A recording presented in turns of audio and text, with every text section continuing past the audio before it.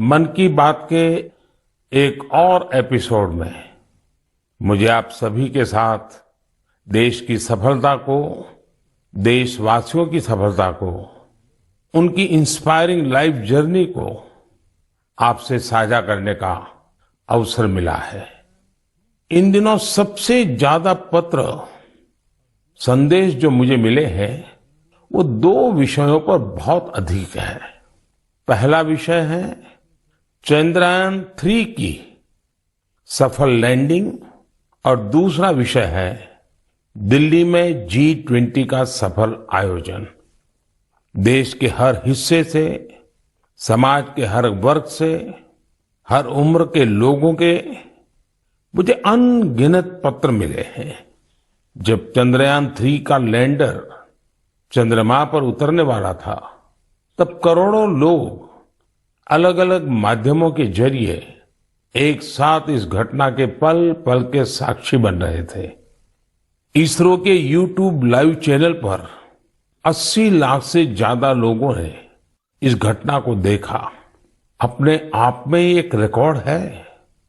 इससे पता चलता है कि चंद्रयान-3 से करोड़ों भारतीयों का कितना गहरा लगाव है।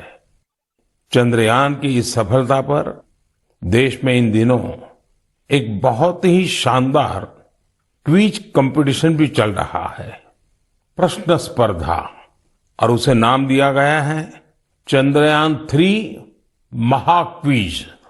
MyGov पोर्टल पर हो रहे इस कंपटीशन में अब तक 15 लाख से ज्यादा लोग हिस्सा ले चुके हैं। MyGov की शुरुआत के बाद यह किसी भी क्विज में सबसे बड़ा पार्टिसिपेशन है। मैं तो आपसे भी कहूंगा कि अगर आपने अब तक इसमें हिस्सा नहीं लिया है तो अब देर मत करिए। अब इसमें 6 दिन और बचे हैं। इस क्विज में जरूर हिस्सा लीजिए। मेरे परिवारजनों, चंद्रयान-3 की सफलता के बाद G20 के शानदार आयोजन ने हर भारतीय की खुशी को दोगुना कर दिया। भारत मंडपम तो अपने आप में एक सेलिब्रिटी की तरह हो गया है।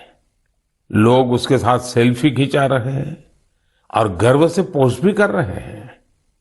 भारत ने इस समिट में अफ्रीकन यूनियन को G20 में फुल मेंबर बनाकर अपने नेतृत्व का लोहा मनवाया है। आपको ध्यान होगा, जब भारत बहुत समृद्ध था, उस जमाने में हमारे देश में और दुनिया में सिल्क रूट की बहुत चर्चा होती थी। ये सिल्क रूट व्यापार कारोबार का बहुत बड़ा माध्यम था। अब आधुनिक जमाने में भारत ने एक और इकोनॉमिक कॉरिडोर G20 में सुझाया है।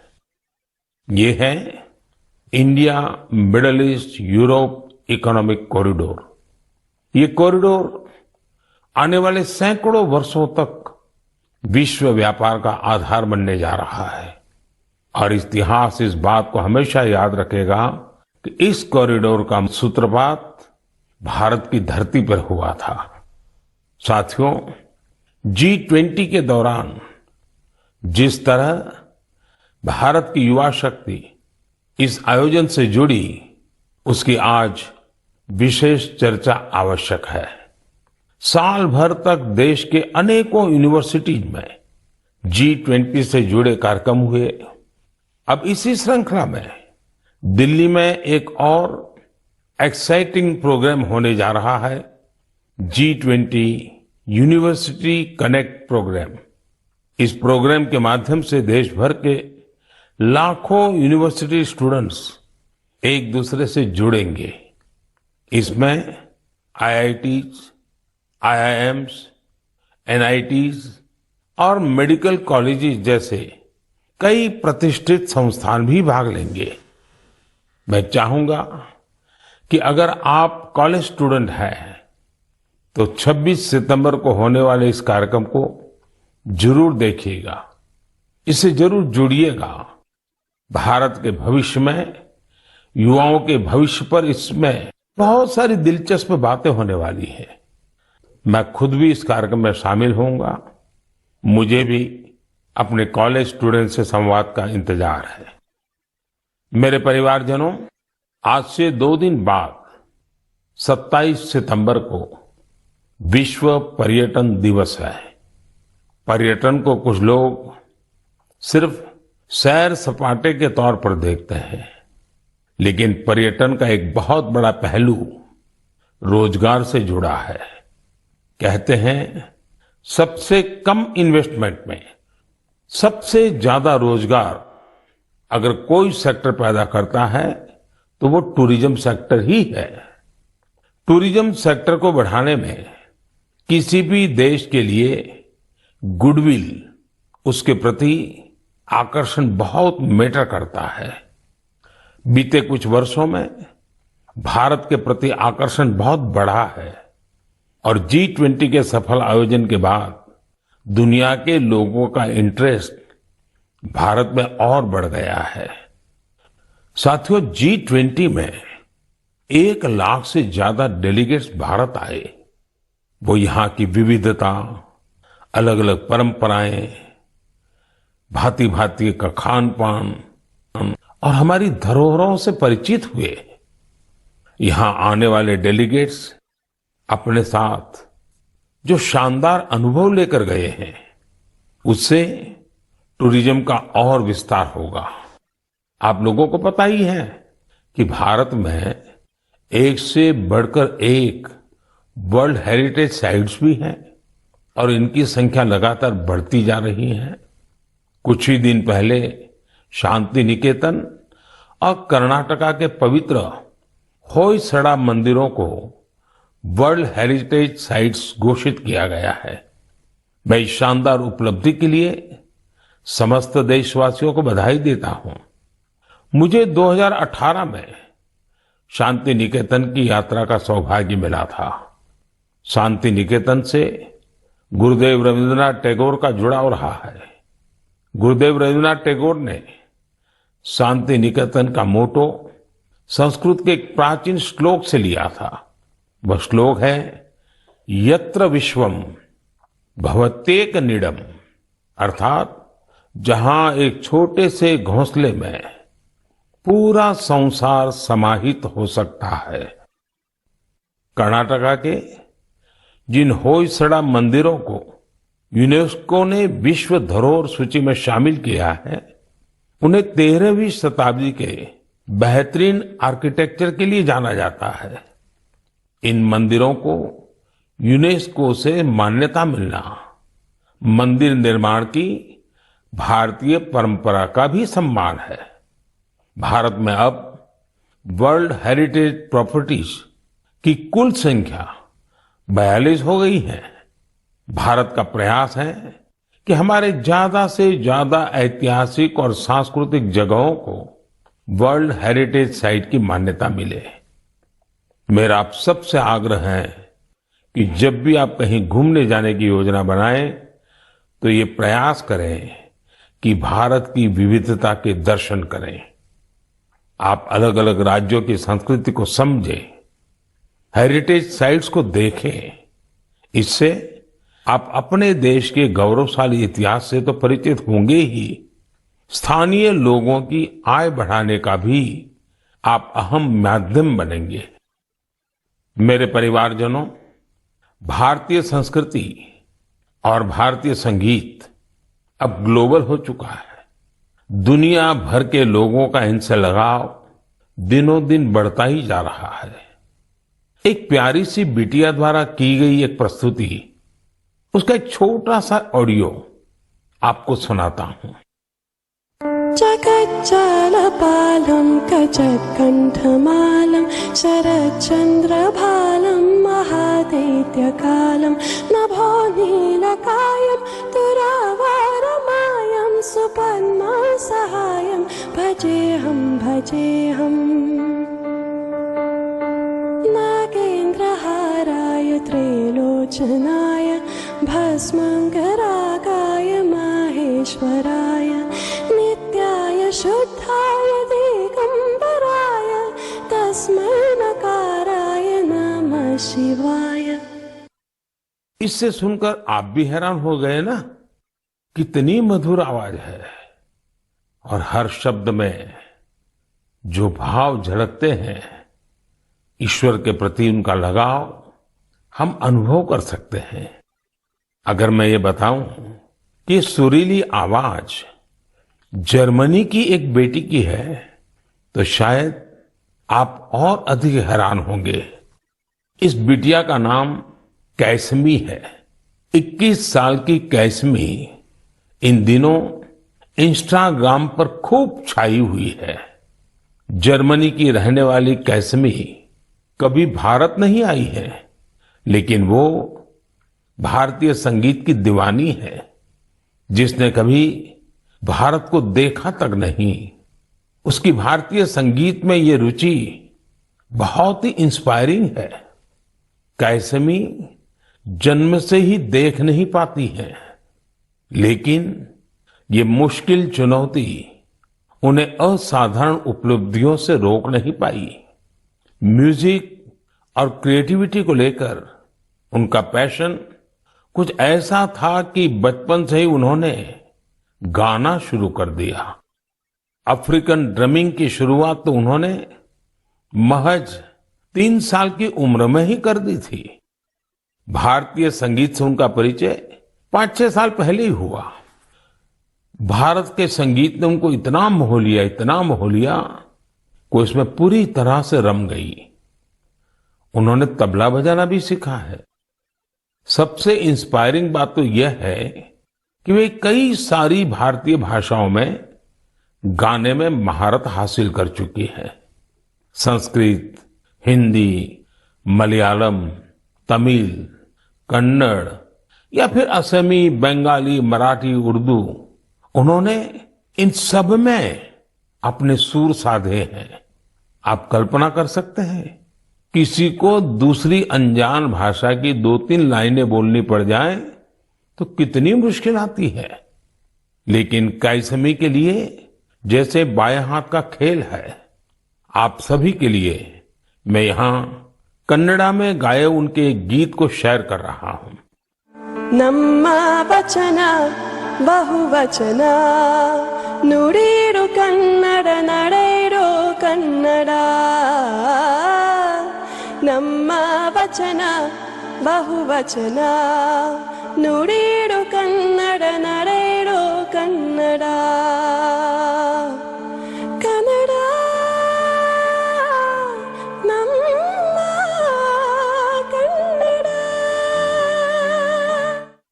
भारतीय संस्कृति और संगीत को लेकर जर्मनी की कैसमी के इस जुनून की मैं हृदय से सराहना करता हूं। उनका यह प्रयास हर भारतीय को अभिभूत करने वाला है। मेरे परिवारजनों, हमारे देश में शिक्षा को हमेशा एक सेवा के रूप में देखा जाता है। मुझे उत्तराखंड के कुछ ऐसे युवाओं के बारे में पता चला है जो इसी भावना के साथ बच्चों की शिक्षा के लिए काम कर रहे हैं। नैनीताल जिले में कुछ युवाओं ने बच्चों के लिए अनोखी घोड़ा लाइब्रेरी की शुरुआत की है। इस लाइब्रेरी की सबसे बड़ी विशेषता यही है कि दुर्गम से दुर्गम इलाकों में भी इसके जरिए बच्चों तक पुस्तकें पहुंच रही है। और इतना ही नहीं, ये सेवा बिल्कुल निशुल्क है। अब तक इसके माध्यम से नैनीताल के 12 गांवों को कवर किया गया है। बच्चों की शिक्षा से जुड़े इस नेक काम में मदद करने के लिए स्थानीय लोग भी खूब आगे आ रहे हैं। इस घोड़ा लाइब्रेरी के जरिए ये प्रयास किया जा रहा है कि दूर दराज के गांवों में रहने वाले बच्चों को स्कूल की किताबों के अलावा कविताएं, कहानियां और नैतिक शिक्षा की किताबें भी पढ़ने का पूरा मौका मिले। ये अनोखी लाइब्रेरी बच्चों को भी खूब भा रही है। साथियों, मुझे हैदराबाद में लाइब्रेरी से जुड़े एक ऐसे ही अनूठे प्रयास के बारे में पता चला है। यहाँ 7वीं क्लास में पढ़ने वाली बिटिया आकर्षणा सतीश ने तो कमाल कर दिया है। आपको यह जानकर आश्चर्य हो सकता है कि महज 11 साल की उम्र में ये बच्चों के लिए एक दो नहीं बल्कि 7 लाइब्रेरी चला रही है। आकर्षणा को 2 साल पहले इसकी प्रेरणा तब मिली जब वो अपने माता पिता के साथ एक कैंसर अस्पताल गई थी। उसके पिता जरूरतमंदों की मदद के सिलसिले में वहां गए थे। बच्चों ने वहां उनसे कलरिंग बुक्स की मांग की और यही बात इस प्यारी सी गुड़िया को इतनी छू गई कि उसने अलग अलग तरह की किताबें जुटाने की ठान ली। उसने अपने आस पड़ोस के घरों, रिश्तेदारों और साथियों से किताबें इकट्ठा करना शुरू कर दिया। और आपको यह जानकर खुशी होगी कि पहली लाइब्रेरी उसी कैंसर अस्पताल में बच्चों के लिए खोली गई। जरूरतमंद बच्चों के लिए अलग अलग जगहों पर इस बिटिया ने अब तक जो 7 लाइब्रेरी खोली है उनमें अब करीब 6000 किताबें उपलब्ध हैं। छोटी सी आकर्षणा जिस तरह बच्चों का भविष्य संवारने का बड़ा काम कर रही है वो हर किसी को प्रेरित करने वाला है। साथियों, ये बात सही है कि आज का दौर डिजिटल टेक्नोलॉजी और ई बुक्स का है, लेकिन फिर भी किताबें हमारे जीवन में हमेशा एक अच्छे दोस्त की भूमिका निभाती हैं। इसलिए हमें बच्चों को किताबें पढ़ने के लिए प्रेरित करना चाहिए। मेरे परिवारजनों, हमारे शास्त्रों में कहा गया है, जीवेषु करुणा चापी मैत्री तैषु विधीयताम, अर्थात जीवों पर करुणा कीजिए और उन्हें अपना मित्र बनाइए। हमारे तो ज्यादातर देवी देवताओं की सवारी ही पशु पक्षी हैं। बहुत से लोग मंदिर जाते हैं, भगवान के दर्शन करते हैं, लेकिन जो जीव जंतु उनकी सवारी होते हैं उस तरफ उतना ध्यान ही नहीं देते। ये जीव जंतु हमारी आस्था के केंद्र में तो रहने ही चाहिए, हमें इनका हर संभव संरक्षण भी करना चाहिए। बीते कुछ वर्षों में देश में शेर, बाघ, तेंदुआ और हाथियों की संख्या में उत्साहवर्धक बढ़ोतरी देखी गई है। कई और प्रयास भी निरंतर जारी हैं ताकि इस धरती पर रह रहे दूसरे जीव जंतुओं को बचाया जा सके। ऐसा ही एक अनोखा प्रयास राजस्थान के पुष्कर में भी किया जा रहा है। यहाँ सुखदेव भट्ट जी और उनकी टीम मिलकर वन्य जीवों को बचाने में जुटे हैं। और जानते हैं उनकी टीम का नाम क्या है? उनकी टीम का नाम है कोबरा। एक खतरनाक नाम इसलिए है क्योंकि उनकी टीम इस क्षेत्र में खतरनाक सांपों का रेस्क्यू करने का काम भी करती है। इस टीम में बड़ी संख्या में लोग जुड़े हैं जो सिर्फ एक कॉल पर मौके पर पहुंचते हैं और अपने मिशन में जुट जाते हैं। सुखदेव जी की इस टीम ने अब तक 30,000 से ज्यादा जहरीले सांपों का जीवन बचाया है। इस प्रयास से जहां लोगों का खतरा दूर हुआ है, वहीं प्रकृति का संरक्षण भी हो रहा है। ये टीम अन्य बीमार जानवरों की सेवा के काम से भी जुड़ी हुई है। साथियों, तमिलनाडु के चेन्नई में auto driver M Rajendra Prasad ji भी एक अनोखा काम कर रहे हैं। वो पिछले 25-30 साल से कबूतरों की सेवा के काम में जुटे हैं। खुद उनके घर में 200 से ज्यादा कबूतर हैं। वह इन पक्षियों के भोजन, पानी, स्वास्थ्य जैसी हर जरूरत का पूरा ध्यान रखते हैं। इस पर उनका काफी पैसा भी खर्च होता है, लेकिन वो अपने काम में डटे हुए हैं। साथियों, लोगों को नेक नियत से ऐसा काम करते देखकर वाकई बहुत सुकून मिलता है, काफी खुशी होती है। अगर आपको भी ऐसे ही कुछ अनूठे प्रयासों के बारे में जानकारी मिले तो उन्हें जरूर शेयर कीजिए। मेरे प्यारे परिवारजनों, आजादी का ये अमृतकाल देश के लिए हर नागरिक का कर्तव्य काल भी है। अपने कर्तव्य निभाते हुए ही हम अपने लक्ष्यों को पा सकते हैं, अपनी मंजिल तक पहुंच सकते हैं। कर्तव्य की भावना हम सभी को एक सूत्र में पिरोती है। यूपी के संभल में देश ने कर्तव्य भावना की एक ऐसी मिसाल देखी है जिसे मैं आपसे भी शेयर करना चाहता हूं।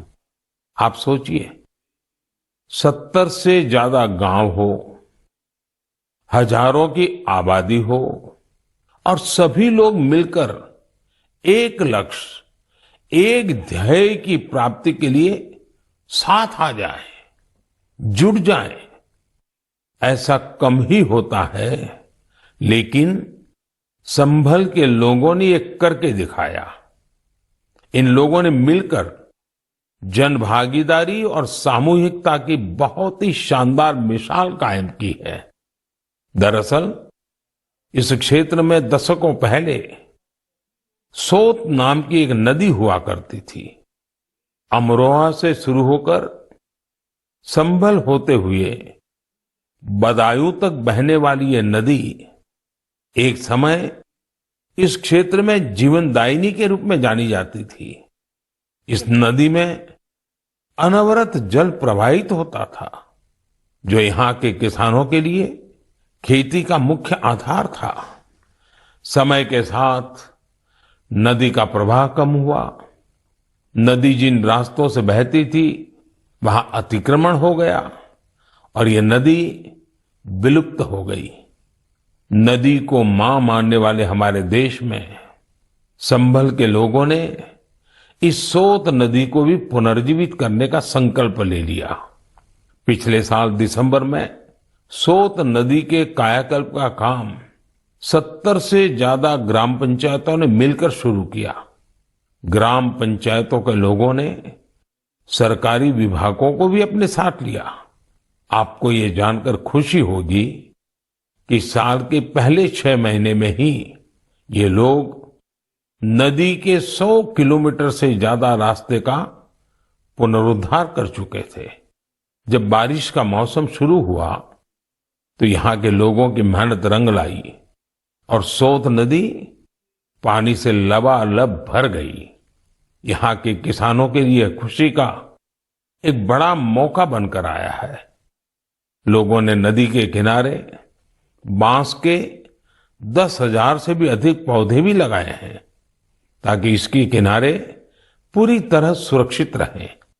नदी के पानी में 30,000 से अधिक गंबूसिया मछलियों को भी छोड़ा गया है ताकि मच्छर न पनपे। साथियों, सोत नदी का उदाहरण हमें बताता है कि अगर हम ठान लें तो बड़ी से बड़ी चुनौतियों को पार कर एक बड़ा बदलाव ला सकते हैं। आप भी कर्तव्य पथ पर चलते हुए अपने आसपास ऐसे बहुत से बदलावों का माध्यम बन सकते हैं। मेरे परिवारजनों, जब इरादे अटल हो और कुछ सीखने की लगन हो तो कोई काम मुश्किल नहीं रह जाता है। पश्चिम बंगाल की श्रीमती शकुंतला सरदार ने इस बात को बिल्कुल सही साबित करके दिखाया है। आज वो कई दूसरी महिलाओं के लिए प्रेरणा बन गई हैं। शकुंतला जी जंगल महल के शातनाला गांव की रहने वाली है। लंबे समय तक उनका परिवार हर रोज मजदूरी करके अपना पेट पालता था। उनके परिवार के लिए गुजर बसर भी मुश्किल थी। फिर उन्होंने एक नए रास्ते पर चलने का फैसला किया और सफलता हासिल कर सबको हैरान कर दिया। आप ये जरूर जानना चाहेंगे कि उन्होंने ये कमाल कैसे किया। इसका जवाब है एक सिलाई मशीन। एक सिलाई मशीन के जरिए उन्होंने साल की पत्तियों पर खूबसूरत डिजाइन बनाना शुरू किया। उनके इस हुनर ने पूरे परिवार का जीवन बदल दिया। उनके बनाए इस अद्भुत क्राफ्ट की मांग लगातार बढ़ती जा रही है। शकुंतला जी के इस हुनर ने न सिर्फ उनका बल्कि साल की पत्तियों को जमा करने वाले कई लोगों का जीवन भी बदल दिया है। अब वो कई महिलाओं को ट्रेनिंग देने का भी काम कर रही है। आप कल्पना कर सकते हैं, एक परिवार जो कभी मजदूरी पर निर्भर था अब खुद दूसरों को रोजगार के लिए प्रेरित कर रहा है। उन्होंने रोज की मजदूरी पर निर्भर रहने वाले अपने परिवार को अपने पैरों पर खड़ा कर दिया है। इससे उनके परिवार को अन्य चीजों पर भी फोकस करने का अवसर मिला है। एक बात और हुई है, जैसे ही शकुंतला जी की स्थिति कुछ ठीक हुई, उन्होंने बचत करना भी शुरू कर दिया है। अब वो जीवन बीमा योजनाओं में निवेश करने लगी है ताकि उनके बच्चों का भविष्य भी उज्जवल हो। शकुंतला जी के जज्बे के लिए उनकी जितनी सराहना की जाए वो कम है। भारत के लोग ऐसी ही प्रतिभा से भरे होते हैं। आप उन्हें अवसर दीजिए और देखिए वे क्या क्या कमाल कर दिखाते हैं। मेरे परिवारजनों, दिल्ली में G20 समिट के दौरान उस दृश्य को भला कौन भूल सकता है जब कई वर्ल्ड लीडर्स बापू को श्रद्धा सुमन अर्पित करने एक साथ राजघाट पहुंचे। यह इस बात का एक बड़ा प्रमाण है कि दुनिया भर में बापू के विचार आज भी कितने प्रासंगिक है। मुझे इस बात की भी खुशी है कि गांधी जयंती को लेकर पूरे देश में स्वच्छता से संबंधित बहुत सारे कार्यक्रमों का प्लान किया गया है। केंद्र सरकार के सभी कार्यालयों में स्वच्छता ही सेवा अभियान काफी जोर शोर से जारी है। इंडियन स्वच्छता लीग में भी काफी अच्छी भागीदारी देखी जा रही है। आज मैं मन की बात के माध्यम से सभी देशवासियों से एक आग्रह भी करना चाहता हूं। 1 अक्टूबर यानी रविवार को सुबह 10 बजे स्वच्छता पर एक बड़ा आयोजन होने जा रहा है। आप भी अपना वक्त निकालकर स्वच्छता से जुड़े इस अभियान में अपना हाथ बटाएं। आप अपनी गली, आस पड़ोस, पार्क, नदी, सरोवर या फिर किसी दूसरे सार्वजनिक स्थल पर इस स्वच्छता अभियान से जुड़ सकते हैं। और जहां जहां अमृत सरोवर बने हैं वहां तो स्वच्छता अवश्य करनी है। स्वच्छता की ये कार्यांजलि ही गांधी जी को सच्ची श्रद्धांजलि होगी। मैं आपको फिर से याद दिलाना चाहूंगा कि इस गांधी जयंती के अवसर पर खादी का कोई न कोई प्रोडक्ट जरूर खरीदें। मेरे परिवारजनों, हमारे देश में त्योहारों का सीजन भी शुरू हो चुका है।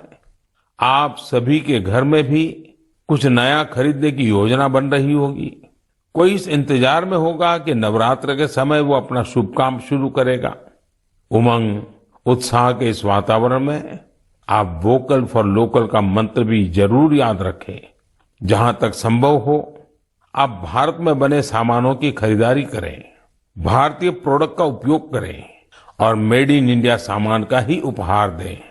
आपकी छोटी सी खुशी किसी दूसरे के परिवार की बहुत बड़ी खुशी का कारण बनेगी।